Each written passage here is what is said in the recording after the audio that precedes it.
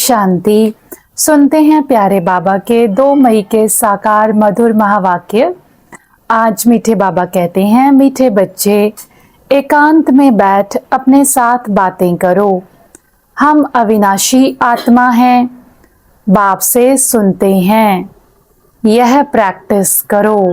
बाबा हम बच्चों को एकांत में बैठकर अपने आप से बातें करने को कहते हैं कि बच्चे एकांत में बैठकर आत्म अभिमानी स्थिति की प्रैक्टिस करो कि मैं आत्मा हूँ, परमात्मा बाप से सुनती हूँ।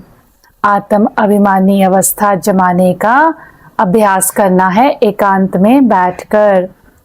प्रश्न है, जो बच्चे याद में अलबेले हैं उनके मुख से कौन से बोल निकलते हैं? उत्तर है, वह कहते हैं हम शिव बाबा के बच्चे हैं ही, याद में ही हैं, लेकिन बाबा कहते वह सब गपोड़े हैं, अलबेलापन है, इसमें तो पुरुषार्थ करना है।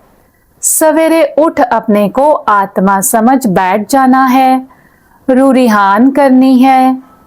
आत्मा ही बातचीत करती है। अभी तुम देही अभिमानी बनते हो। देही अभिमानी बच्चे ही याद का चार्ट रखेंगे, सिर्फ ज्ञान की लबार नहीं लगाएंगे।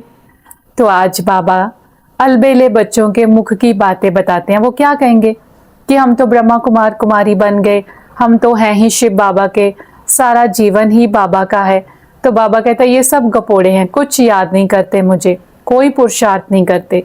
तो बाबा हम बच्चों को कहते, बच्चे अमृत वेले उठकर मेरे साथ रूरिहान करो, अपने आप को आत्मा समझकर बैठो, देही अभिमानी होकर बाबा से चिट चैट करो, बाबा से शक्तियां लो। खाली ज्ञान की लबार नहीं लगानी, लेकिन ज्ञान को प्रैक्टिकली जीवन में उतारना है, योग युक्त स्थिति बनानी है। तो आज बाबा ये पुरुषार्थ करने को कहते हैं, आत्म अभिमानी स्थिति बनाने को कहते हैं। गीत है, मुखड़ा देख ले प्राणी दिल दर्पण में, कितने पाप कितने पुण्य भरे। तो आत्मा अपने आप को जानती है। हम अपने इस वर्तमान जीवन काल को देखें कि मैंने इस वर्तमान जीवन काल के समय में क्या अच्छा कर्म किया, क्या बुरा कर्म किया। तो हम सब अपने दिल के दर्पण में अपना अंतर मन मुखड़ा देख सकते हैं, कितना गुड कार्मिक अकाउंट है और कितना बैड कार्मिक अकाउंट है। सुनते हैं आज की मुरली का धारणा के लिए मुख्य सार। पहला पॉइंट, ज्ञान सुनाने के साथ साथ योग में भी रहना है, अच्छे मैनर्स धारण करने हैं, बहुत मीठा बनना है, मुख से कभी पत्थर नहीं निकालने हैं।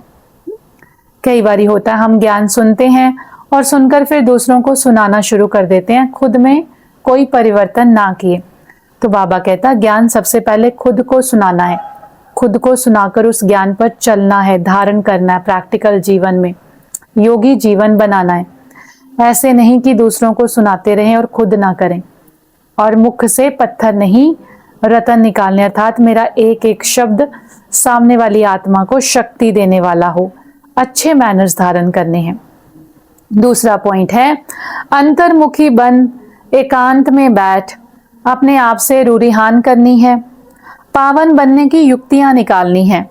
सवेरे सवेरे उठकर बाप को बड़े प्यार से याद करना है, बिलवड शिव बाबा मुझ आत्मा का साजन, ऐसे बाप को बड़े प्यार से याद करना है और खुद को पावन बनाने की युक्तियां निकालनी है, एकांत में बाबा से बातें करनी है। वरदान है आज की मुरली का, वायरलेस सेट द्वारा विनाश काल में अंतिम डायरेक्शंस को कैच करने वाले वॉइसलेस भव।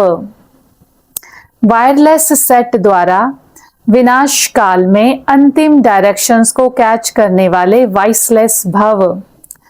विश्लेषण है, विनाश के समय अंतिम डायरेक्शंस को कैच करने के लिए वॉइसलेस बुद्धि चाहिए, निर्विकारी बुद्धि, ऐसी बुद्धि जिसके अंदर विकारों का किचड़ा पट्टी ना हो, वॉइसलेस बुद्धि हो, तभी बाबा के डायरेक्शंस को कैच कर पाएंगे। जैसे वे लोग वायरलेस सेट द्वारा एक दूसरे तक आवाज पहुंचाते हैं।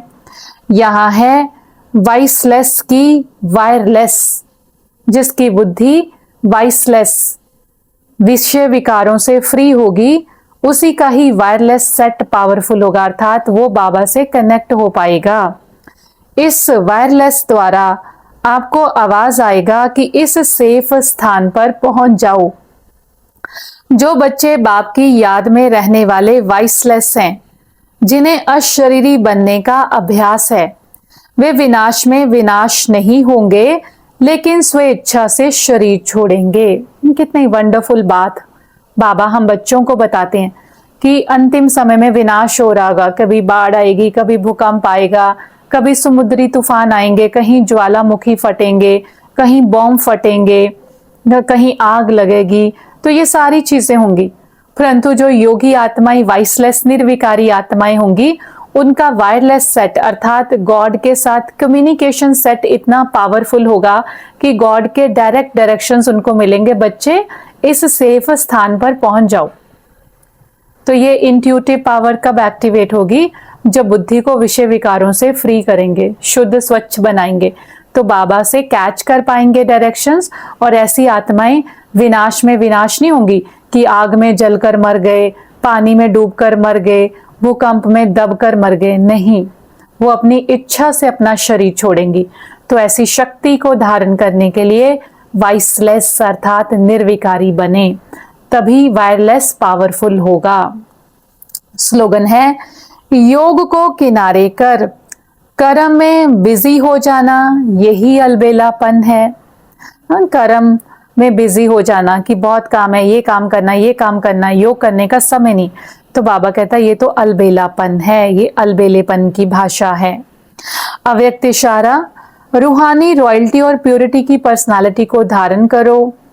प्योरिटी की रॉयल्टी अर्थात एक व्रता बनना, एक बाप दूसरा ना कोई। इस ब्राह्मण जीवन में संपूर्ण पावन बनने के लिए एक व्रता का पाठ पक्का कर लो। वृत्ति में शुभ भावना, शुभ कामना हो।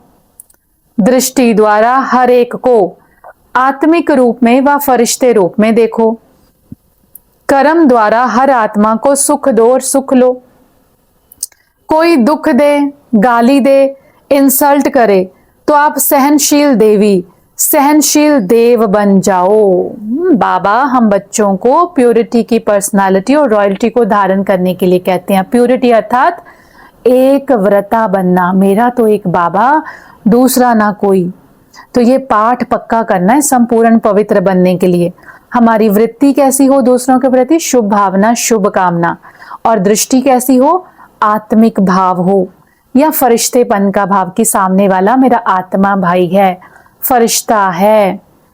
कर्म द्वारा क्या पुरुषार्थ हो? सबको सुख दें, सुख लें।